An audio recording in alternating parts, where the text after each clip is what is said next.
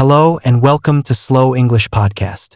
Today we are going to talk about a very interesting topic, the end of cash. Many countries are using less and less physical money. This means coins and paper notes. Instead, people are using digital payments. What does this mean for us? Let's explore this idea together.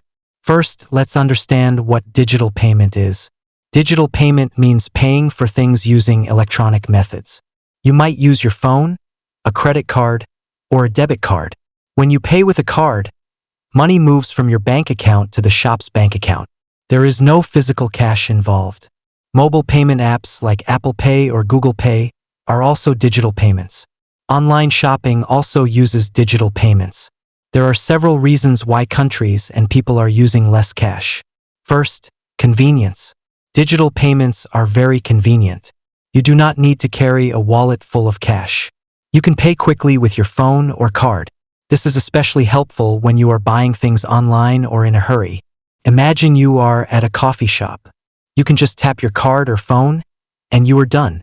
No need to count change. Second, safety and security. Carrying a lot of cash can be risky. If you lose your wallet, you lose all your money. If your card is lost or stolen, you can usually block it quickly. Banks can also help you get your money back if there is fraud.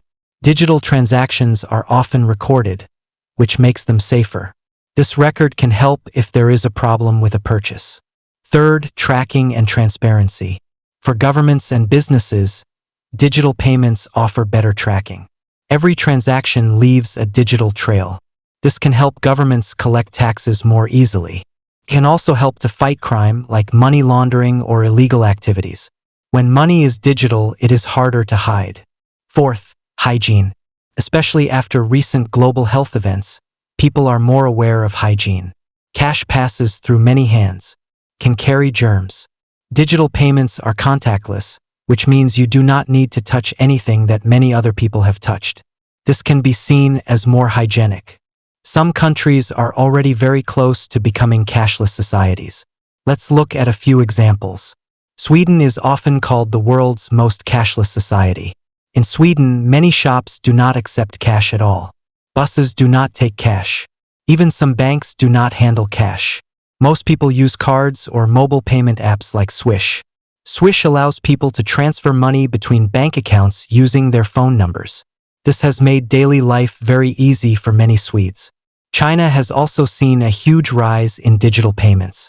Mobile payment apps like Alipay and WeChat Pay are extremely popular. You can use them for almost everything. Buying food, paying bills, even giving money to beggars. Cash is still used, but it is becoming less common, especially in cities. Many other countries like Norway, Finland, and South Korea are also moving towards less cash. The trend is global. Even in countries where cash is still popular, digital options are growing fast. While there are many benefits, moving away from cash also brings some challenges and concerns. First, the exclusion of certain groups. Not everyone has a bank account or a smartphone. Older people, people with low income, or those living in rural areas might find it difficult to use digital payments. If a society becomes fully cashless, these groups could be excluded. They might not be able to buy basic necessities. Second, privacy concerns. Every digital transaction is recorded. This means that companies and governments can see what you buy, where you buy it, and when.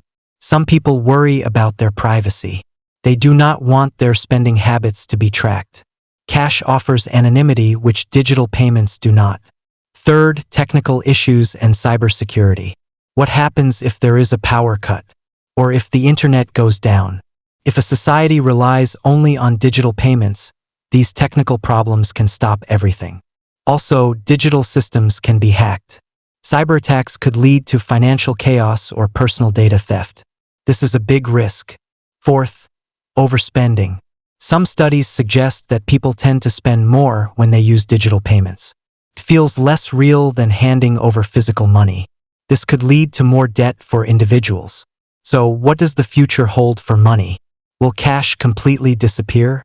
It is hard to say for sure. Many experts believe that cash will continue to decline. However, it might not disappear completely. There will likely be a mix of digital and physical money for a long time. Governments and banks are working on solutions to address the challenges. For example, some countries are exploring digital currencies issued by central banks. These are different from cryptocurrencies like Bitcoin. Central bank digital currencies, CBDCs, would be a digital form of a country's official currency. They could offer some of the benefits of digital payments while being more stable and regulated. It is important to find a balance. We need to enjoy the convenience and safety of digital payments. But we also need to protect the privacy of individuals and ensure that everyone can participate in the economy, regardless of their access to technology. The move towards a cashless society is a big change. It offers many advantages, like convenience, security, and transparency. But it also brings important questions about inclusion, privacy, and technical risks. As we move forward, it is important for societies to think carefully about these issues. We need to make sure that the future of money works for everyone. Thank you for listening to Slow English Podcast.